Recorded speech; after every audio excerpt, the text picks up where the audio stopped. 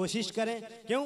इसलिए कि आज के हालात का अगर जायज़ा लिया जाए और हमारी अपनों की ज़िंदगियां देखी जाएं तो बड़ा फ़र्क नज़र आता है। यही वजह है कि लोग हमको शक की निगाह से देखते हैं। हालांकि इस्लाम उख़ुव्वत व मोहब्बत का पैगाम देता है, इस्लाम अमन पसंदी का पैगाम देता है।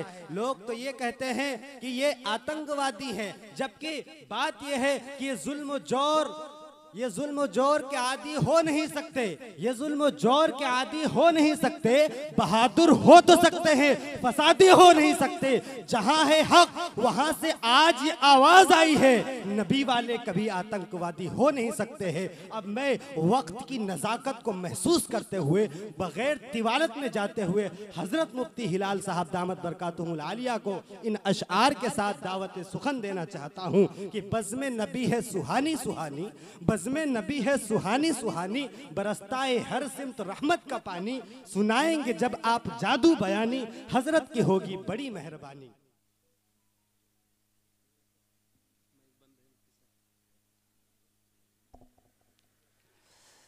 अल्हम्दुलिल्लाह नहमदुहु व नस्तईनुहु व नस्तगफिरुहु व नऊज़ु बिल्लाहि मिन शुरूरि अनफुसिना व मिन सय्यिआति अमालिना।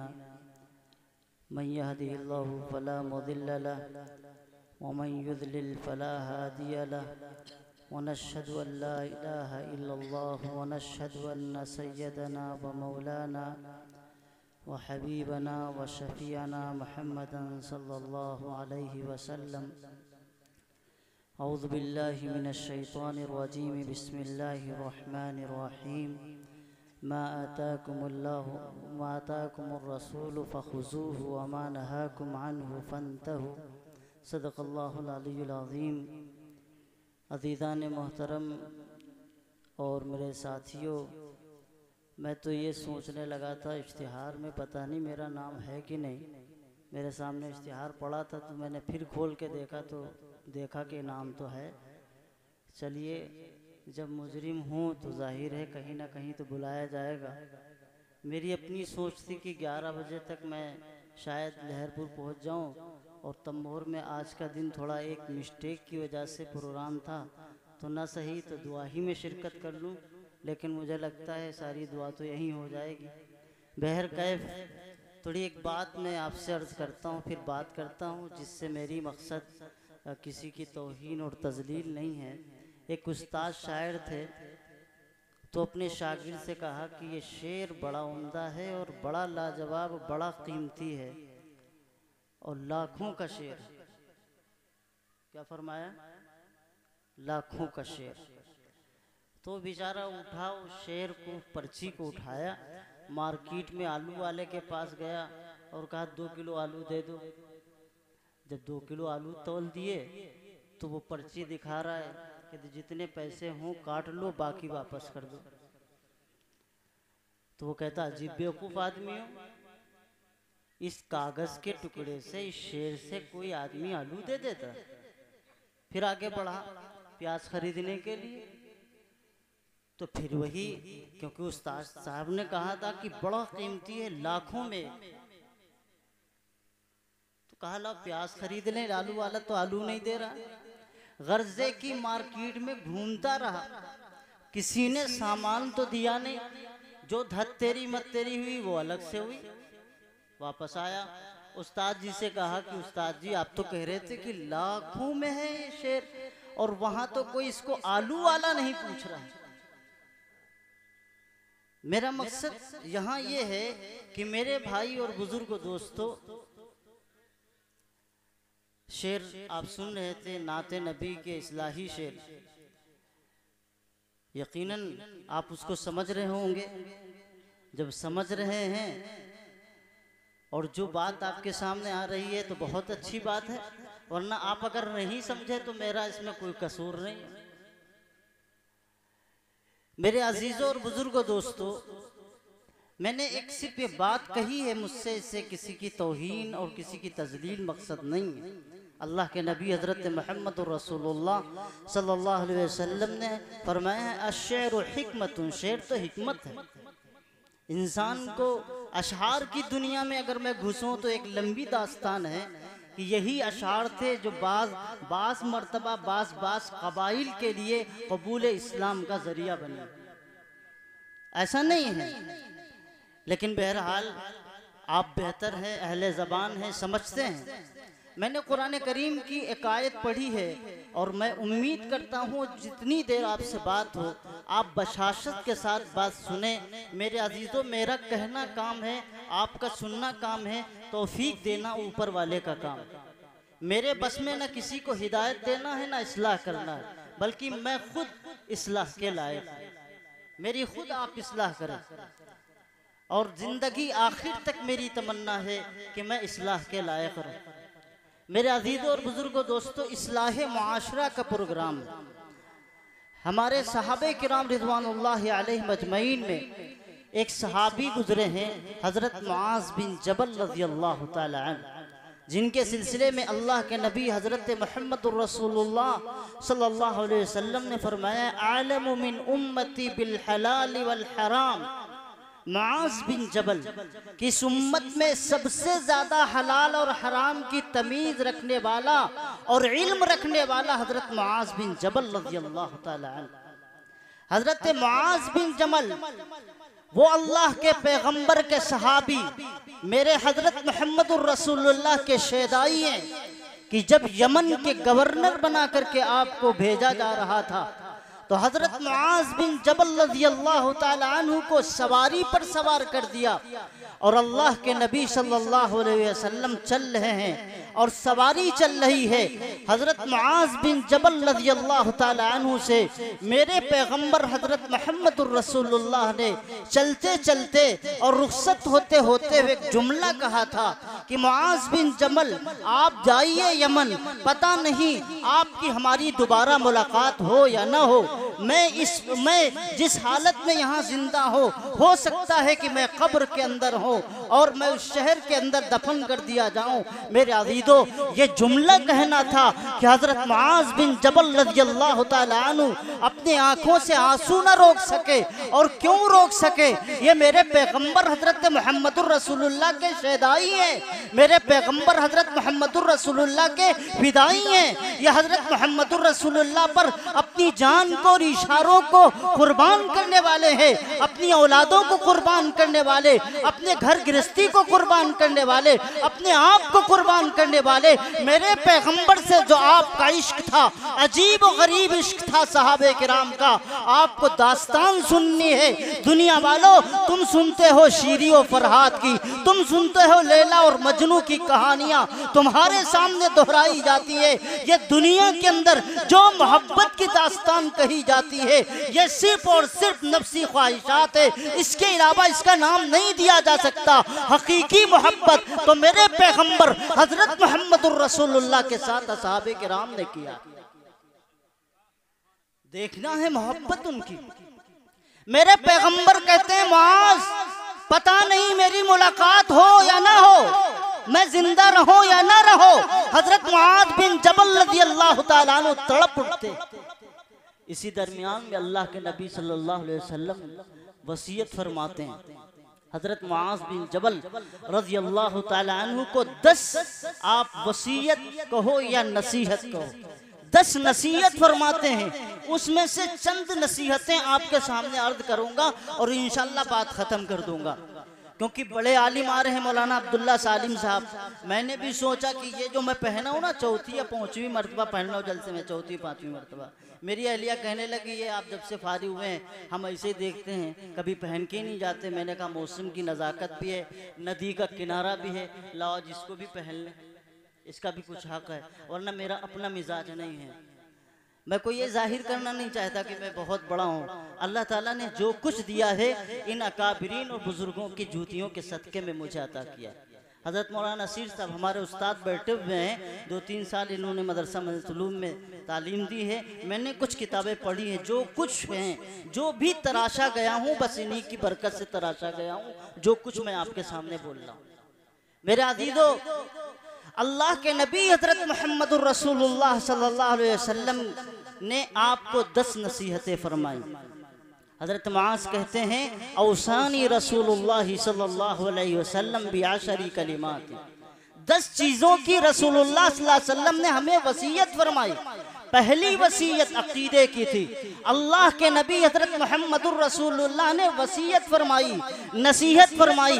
सवाल ये होता है, पैगंबर जानते हैं कि मेरे सहाबी, मेरा एक एक सहाबी जिसके ईमान खुद दुनिया के लिए और अहले ईमान और क़यामत के लिए ईमान मॉडल है। बात समझिएगा अकीदे की।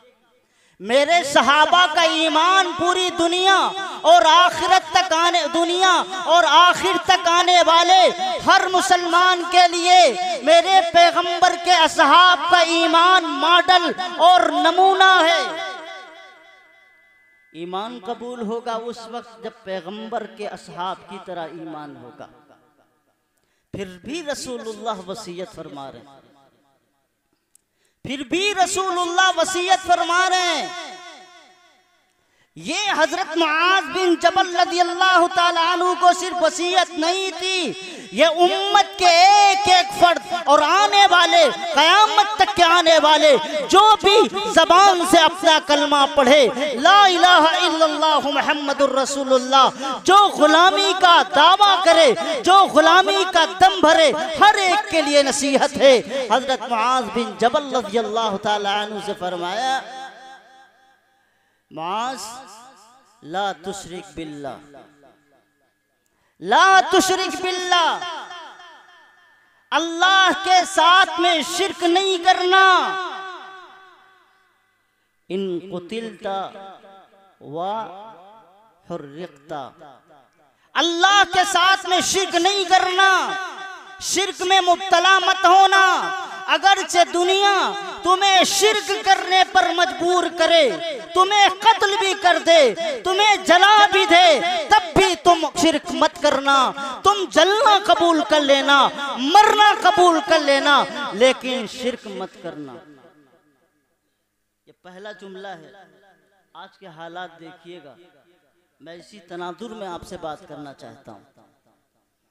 आज के हालात देखिएगा, गली कूचों में आपको खड़ा किया जाएगा, गली कूचों में आपको घेरा जाएगा, आपको भीड़ आप पर मुसल्लत होगी, आपको कत्ल करने के दर पे होगी, आपकी जान लेने पर होगी, आपसे जबरदस्ती कहा जाएगा, आपसे दबा करके कहा जाएगा, कभी गर्दन दबा करके, कभी सर फोड़ करके, कभी लाठियां चला करके, कभी बंदूक की नोक रख करके।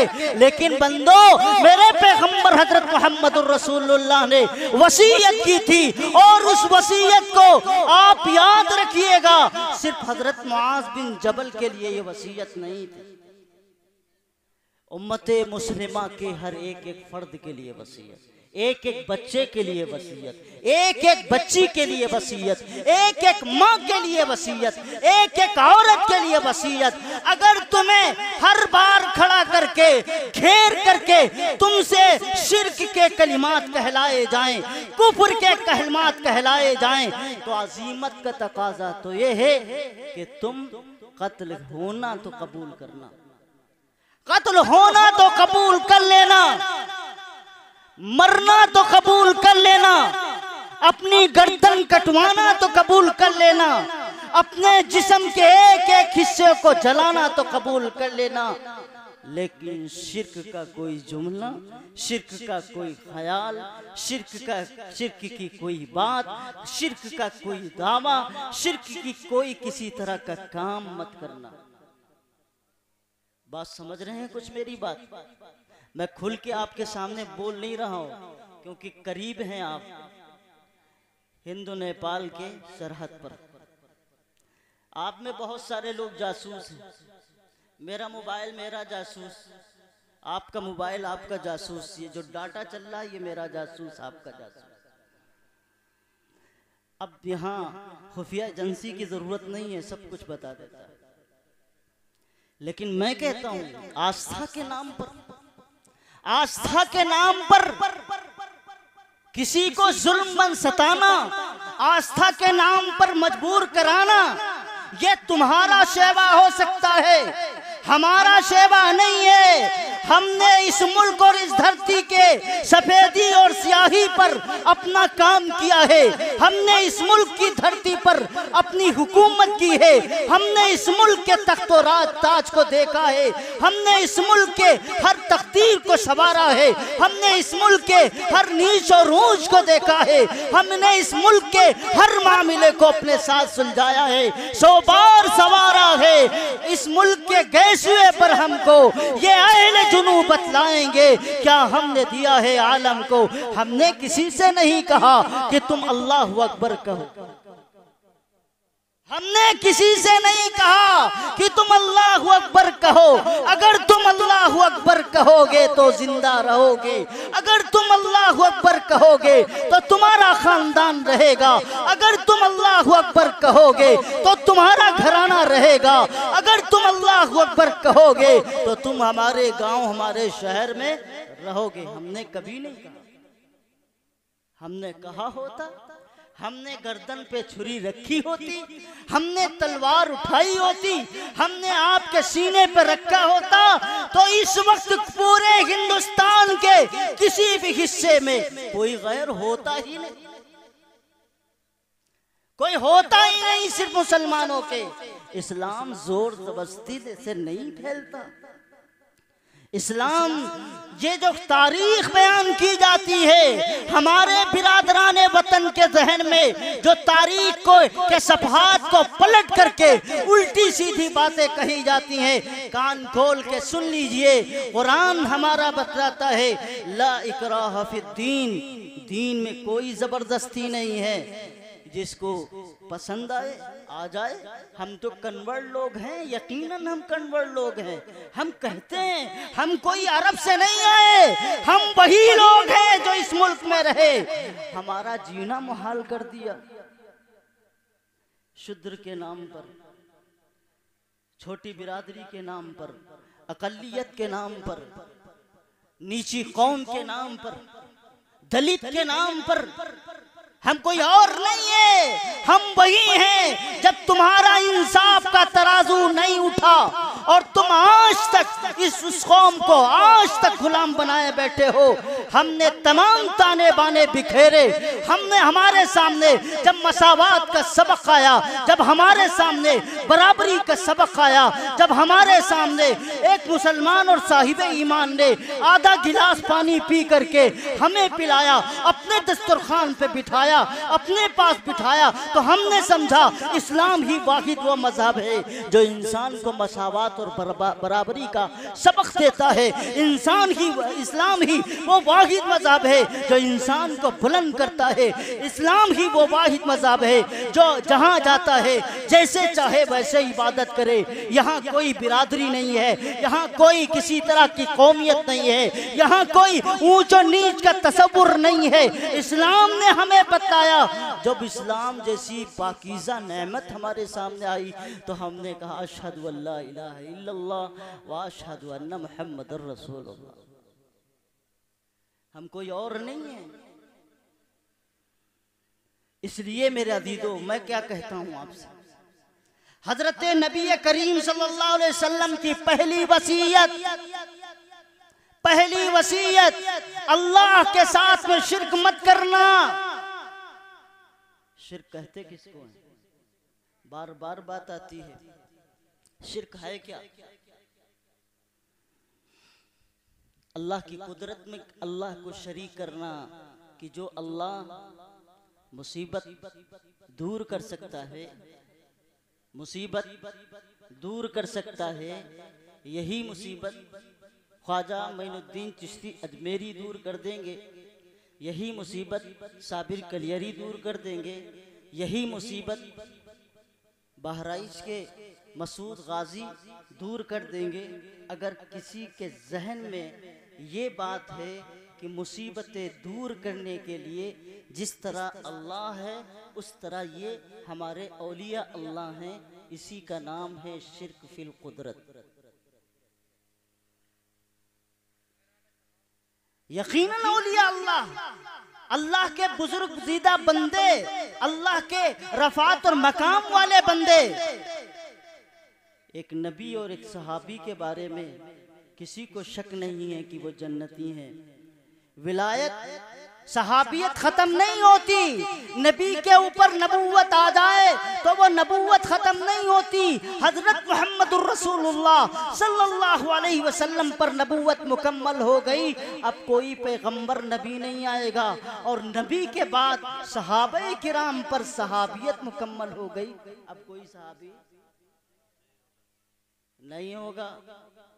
लेकिन एक दरवाजा खुला है, औलिया अल्लाह का दरवाजा। एक वली आएगा, दूसरा चला जाएगा, एक आएगा फिर दूसरा चला जाएगा, ये सिलसिला चलता रहेगा।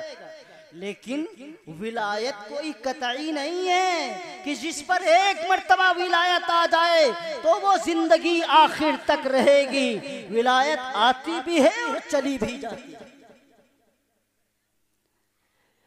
किसको किसी ने इजाजत दे दी तो इसका मतलब ये नहीं है कि ताउम्र उसकी खिलाफत चलती रहे, ऐसा भी नहीं है। इजाजत होना एक अलग चीज है, विलायत का होना अलग चीज है।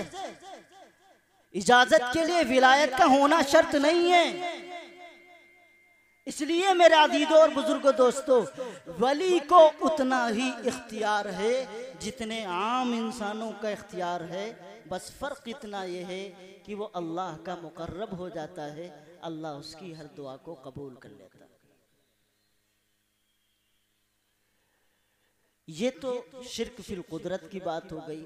कई किस्में हैं, शिर्क फिल इल्म है, शिर्क बिसिफात है, तमाम किस्में हैं। औलाद मांगना, नजर रखना कि औलाद दे देंगे, फलां जगह चले जाएंगे, अगरबत्ती लगा देंगे, फातिहा पढ़ा देंगे, करवा देंगे तो हमारा काम पूरा हो जाएगा। नहीं भाई, काम पूरा करने वाला अल्लाह और कोई नहीं, वही काज़ीउल हाजात है। एक तो वो मामला है कि जो कुफ्र और शिर्क दंदनाता हुआ हमारे सामने खड़ा है और कहता है कि हम जो कहते हैं वही तुम कहो, जो हम कहते हैं वो तुम कहो, अगर नहीं कहोगे तो इस हिंदुस्तान में नहीं रह पाओगे। और दूसरी तरफ हमारा ये आलम है कि हम हजार मज़ारों की चादरें फाड़ लेंगे और हजार मज़ारों की मिट्टी तो खा लेंगे, लेकिन 5 मरतबा जब मुअज्जिन अज़ान देता है और यूं कहता है हय्या अलल फलाह, कामयाबी की तरफ आओ, तो हम नहीं जाएंगे, हम नहीं जाएंगे। और ये सिर्फ यहीं तक मसला नहीं है, शिर्क का मसला सिर्फ यहीं तक नहीं है। ये जो चल रहा नहीं आपके सामने,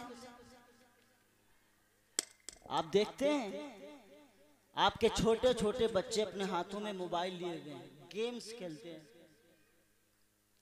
बच्चे थोड़ा होशियार हो गए, बेटा क्या कर रहे हो? अब्बा कहानी देख रहे। बच्चे कहते हैं कहानी देख रहे हैं। जिस हिंदुस्तान में आप बैठे हैं और जो फिल्में आपको दिखाई जाती हैं,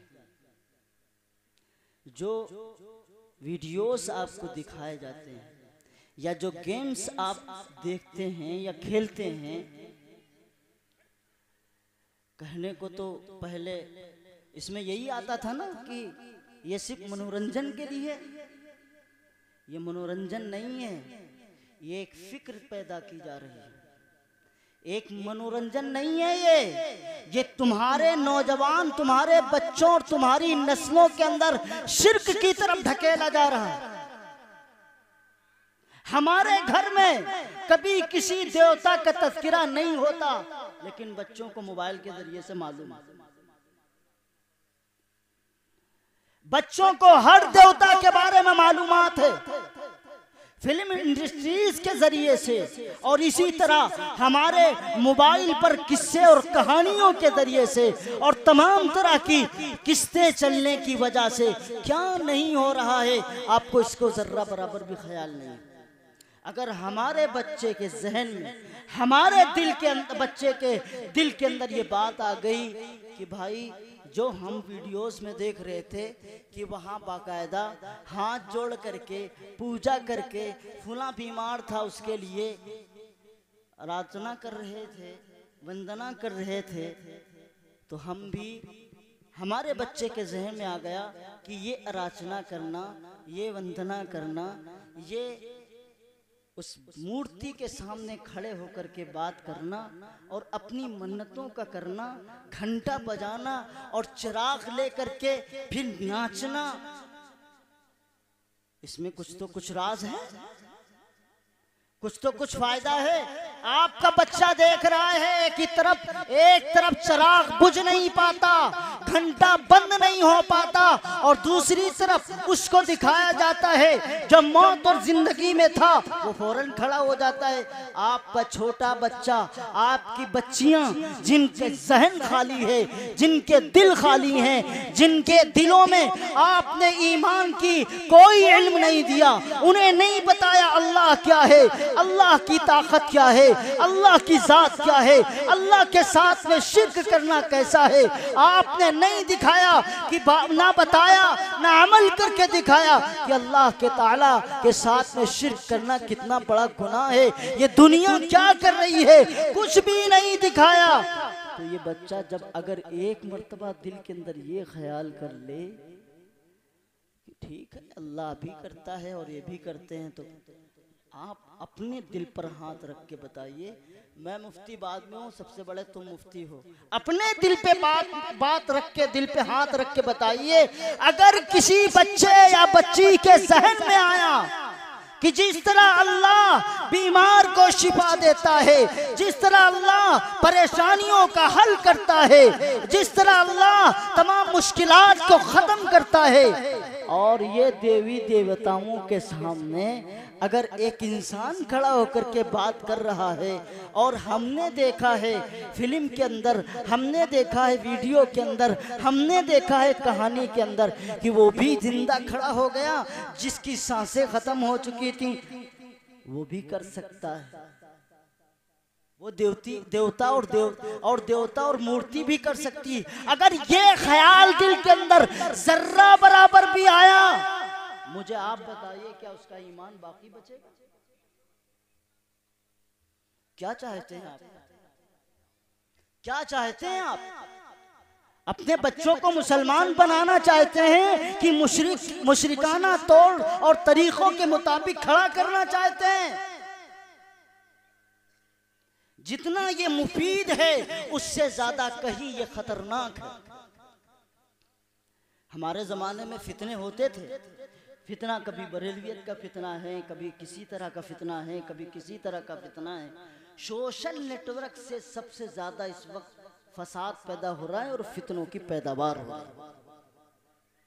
आपको अंदाजा नहीं है, जो लोग टीवियों पर बैठ करके पगड़ी बांध करके आपके जज्बात का गलत इस्तेमाल कर रहे हैं, आपके रुख को गलत तरीके से लेके जा रहे हैं, कसम खुदा की अगर उन पर आप इत्मीनान रखेंगे, ईमान आपके दिल से रुखसत हो जाएगा। कहने को कहने वाला भी कहता है,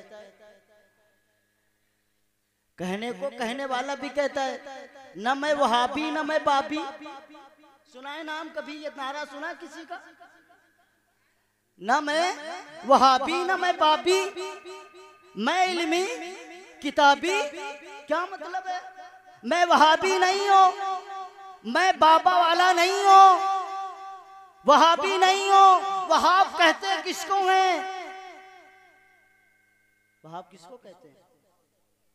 उलमा जानते हैं। यहाँ तो एक नाम दे दिया गया कि फुला वहाबी, फुला वहाबी। मुझे वो भी तारीख पता है जब वहाबियत का लफ्ज निकला था और किसने निकाला था और किस पर लगा था, ये भी जानता हूं मैं। अंग्रेज के खिलाफ जो जिहाद करने वाले थे और जिहाद का फतवा देने वाले थे, इन लोगों ने इसका गलत इस्तेमाल किया और कहना शुरू किया ये सब वहाबी। हमें पता है तारीख, हम भूले नहीं है उस तारीख को। ये कहता है ना मैं वहाबी हूं, मतलब जितने बरेलवी आला हजरत के मानने वाले हैं वो फौरन आ जाए। आपके दिमाग से खेला जा रहा है, आपकी नफ्सियात से खेला जा रहा है। ना मैं वहाबी हूँ ना मैं किताबी हूँ, मतलब हम किताब के चक्कर में नहीं पढ़ते। और जब आला हजरत को देखो तो पता ये चला है कि गट्ठर रखे हैं वे किताब के, एक किताब, दो किताब, तीन किताब, गट्ठर रखे हुए किताबों के। ये वो शख्स है जिसने ये कहा है कि फतह मक्का के बाद तमाम सहाबा नऊज़ बिल्लाह मुर्तद हो गए। ये वो शख्स है जिसने अम्मी जान आयशा के ऊपर उल्टी सीधी बातें कही। ये वो शख्स है जिसने तमाम हदें पार कर दी। और फिर भी हमारा नौजवान कहता है क्या मालूमात है इसको, क्या इल्म है इसको, हम तो उसके फॉलोअर्स हैं, हम तो उसको फॉलो करते हैं। सारा इल्म तलाश करना है तो मोबाइल के ऊपर आ रहा है। अगरचे वो मोबाइल पे आने वाले लोग जो कहते हैं मैं बाबा नहीं हूं, वो इतना बड़ा बाबा है जो आपके ईमान को निकाल करके दूसरों के हवाले कर। ये जादूगर बाबा है, वरना मेरे बाबा तो वो है जो कुरान कहता है इहदिना सिरातल मुस्तकीमा सिरातल लजीना अनअमता अलैहिम। ए अल्लाह, उन लोगों के रास्ते पर चला जो सीधा रास्ता है, ऐसा रास्ता जिस पर आपने इनाम किया है। तो इनाम पर किन पर किया?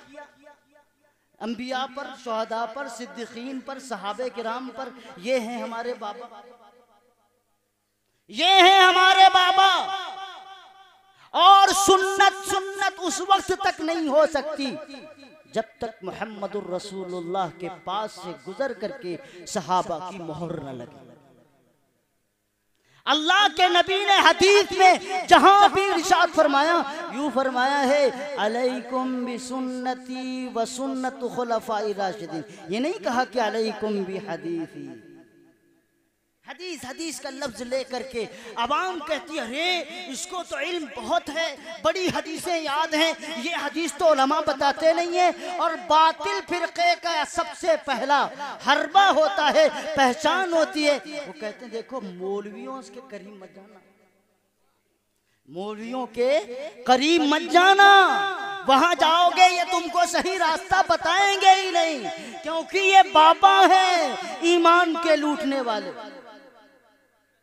हम वो बाबा हैं, हम वो लोग हैं जिस पर सहाबा चले और जिस पर सहाबे किराम के बाद ताबईन तबे ताबईन चले। हमारा नाम ही अहले सुन्नत वल जमात। बगैर पैगंबर के, असहाब के, मेरे पैगंबर के तरीके के हमारा ना ईमान मुकम्मल होता है, ना अमल मुकम्मल होता है, ना अकीदा मुकम्मल होता है, ना हमारा सिलसिला मुकम्मल होता है। इसलिए मेरे अजीजो वो कहता है, क्या कहता है कि न वहाबी ना किताबी और मैं हूँ इल्मी किताबी। इल्मी कहां से पढ़ के आया? पढ़ के कहां से आया? जरा अपना डाटा तो दे, कहां से निकल के आया? तू तो नालियां साफ कर रहा था, तू तो प्लम्बर है, तू तो प्लम्बर है, तू तो टोटियां सीधी कर रहा था। है कहां तू? किस मदरसे के पास गया? किस उस्ताद के पास गया?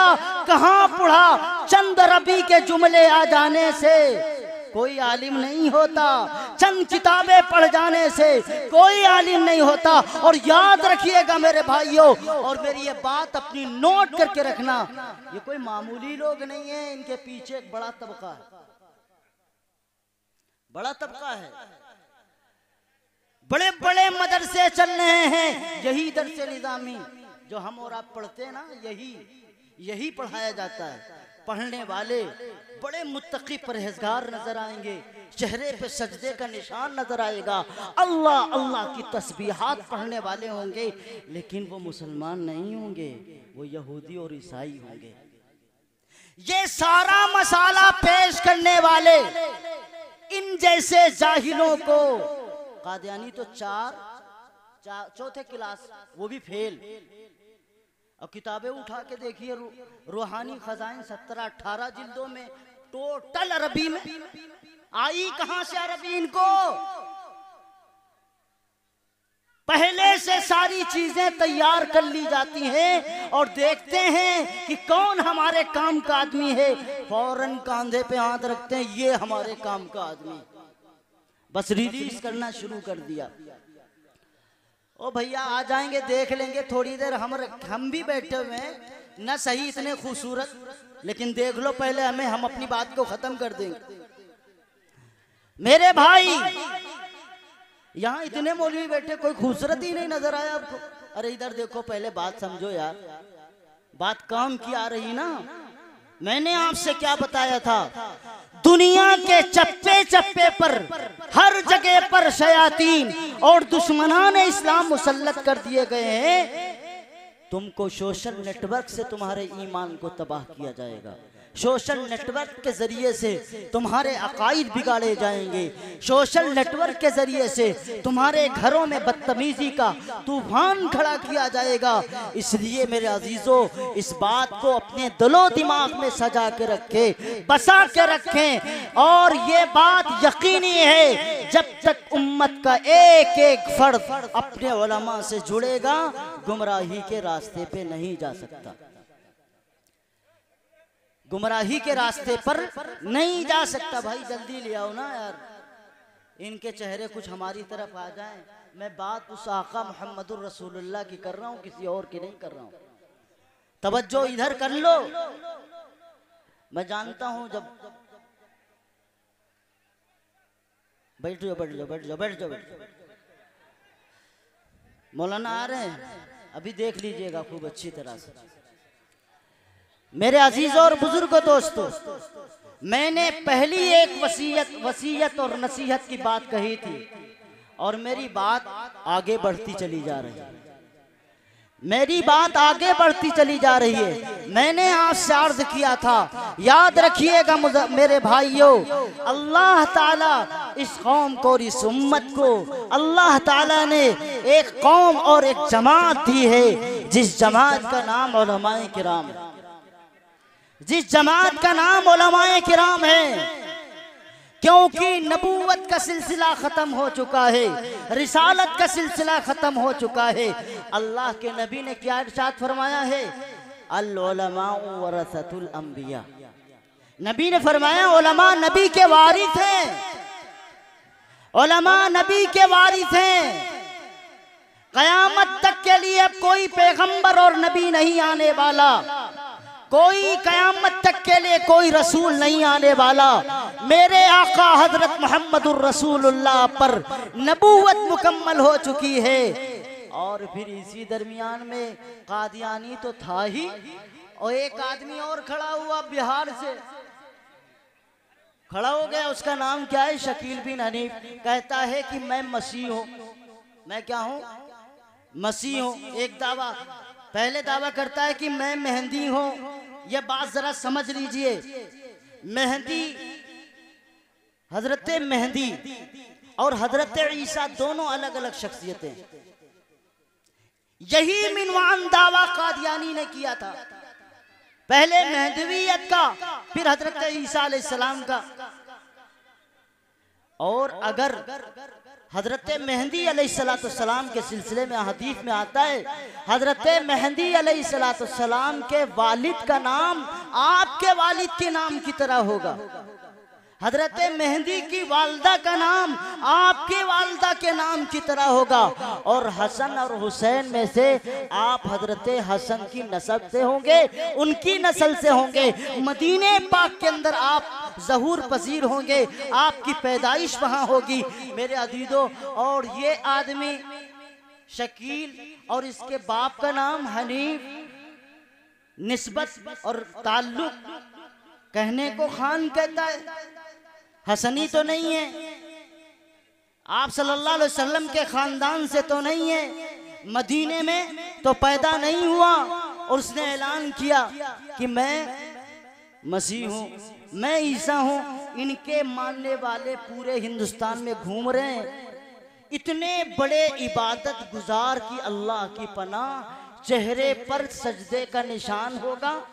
ये अलामत बता रहा हूं आपको, चेहरे पे सजदे का निशान होगा, लंबी तस्बीह होगी, किसी वक्त की नमाज नहीं छूटेगी। और आपके पास आएंगे और कहेंगे कि क़यामत की अलामतों के बारे में जानते हैं आप? दज्जाल होगा, और दज्जाल के पेशानी पे जो काफिर होने की बात कहते हैं ना, उसका तो ज़हूर हो चुका है। दज्जाल तो आ चुका है। दज्जाल अमेरिका और फ्रांस को कहते हैं। उसकी सवारी कौन है? उसकी सवारी है अमेरिका और फ्रांस। और इसकी टेक्निक जानते हो कैसे? कहा कि पहले वाले हर्फ के आखिर को बाकी रखो और दूसरे वाले हर्फ की शुरुआत के 2 हर्फ बाकी रखो। अमेरिका और फ्रांस, अलिफ मीम रा और या हटा दो, बचा क्या? काफ अलिफ जबर का। फ्रांस अलिफ नून सीन हटा दो, ये दोनों सुगरा कुबरा हटा दो, उलमा जानते हैं, बचेगा क्या? काफिर। क्या बचेगा? काफिर। कहता है दज्जाल ये है, जबकि दज्जाल के सिलसिले में अल्लाह के नबी ने फरमाया वो इंसान होगा। और ये क्या बता रहा है? फ्रांस होगा और अमेरिका होगा। ऐसे गुमराह किया जा रहा है। और फिर जब आप थोड़ा सोचेंगे ना, इसमें कुछ लोग ऐसे लोग शरीक होते हैं और ऐसे लोग गुमराह होते हैं, या तो हमारे जमात के साथी होते हैं जो दीन की मोहब्बत में बहक जाते हैं, या तो हमारे वो लोग होते हैं जो कॉलेज स्कूल से मुताल्लिक होते हैं, उनको दीन की मालूमात तो होती नहीं है, वो इस तरह की बातें सुन करके, जदीद चीजें सुन करके वो मुतासिर होते हैं। ये 2 तबका सबसे ज्यादा मुतासिर हो रहा है। और इस वक्त 11-12 साल हो गए मुसलसल ये फितना पूरे मुल्क के अंदर फैल रहा है। मैं इसलिए कहता हूँ, मैंने शुरू में एक बात अर्ज की थी और फिर वहीं पे आ रहा हूँ। अल्लाह के नबी हजरत मोहम्मदुर रसूलुल्लाह सल्लल्लाहु अलैहि वसल्लम ने हजरत मुआज बिन जबल रज़ियल्लाहु ताला अन्हु से इरशाद किया, फरमाया था कि मुआज तुम शिर्क न करना, अगरचे तुम्हें जला दिया जाए, अगरचे तुम्हें कत्ल कर दिया जाए, एक मोमिन का ईमान इसी अंदाज का होना चाहिए। दुनिया घेर के अगर जिस्म की बोटियां भी कर दे तो वो हजरत सुमैया का किरदार अदा करे। अगर उसके जिस्म के टुकड़े टुकड़े भी कर दे तो मेरे अल्लाह के नबी हजरत मोहम्मदुर रसूलुल्लाह की चचा हजरत अमीर हमदा की कुर्बानी को याद करे कि जिस्म के टुकड़े टुकड़े तो हो सकते हैं, लेकिन हम अपने ईमान का सौदा नहीं होने देंगे। और उसके लिए एक काम आप करेंगे, आज से करेंगे इंशाअल्लाह। यहाँ जितने लोग बैठे हैं हजरत मौलाना अब्दुल्ला सालिम साहब का इंतजार कर रहे थे ना। कौन है मौलाना अब्दुल्ला सालिम साहब? आलिम है ना, आलिम है। और ये लोग जितने बैठे हैं आपके इलाके के आलिम हैं, आलिम, ये भी आलिम। इनसे आपका झगड़ा क्यों? इनसे आपका झगड़ा क्यों है? मेरा सवाल है ना, कौन सी खेती तुम्हारी जोत दी इन्होंने? तुम झूठ बोलते हो तो ये मना कर देते हो, तुम नाराज हो जाते हो। तुम सूद ब्याज पे काम करो, उलमा तुम्हारे मस्जिदों में, तुम्हारे गांव में मना कर दें, तुम इनसे नाराज हो जाते हो। तुम उस अल्लाह को नहीं देखते जो अल्लाह तुमसे नाराज हो रहा है। इसी रिवायत के अंदर आगे हजरत मुआज बिन जबल को क्या फरमाया? व इय्याका वल मासिया, गुनाह से बचते रहना। क्यों? अल्लाह के नबी फरमाते हैं जब गुनाह करोगे तो अल्लाह तबारक व तआला फिर तुम्हारे लिए अजाब को हलाल कर देता है। हमारे यहाँ अजाब नहीं आते, बुखार चलता है, लाशों पर लाशें उड़ जाती हैं। मौली साहब दुआ करिए किसी तरीके से ये मसला हल हो जाए।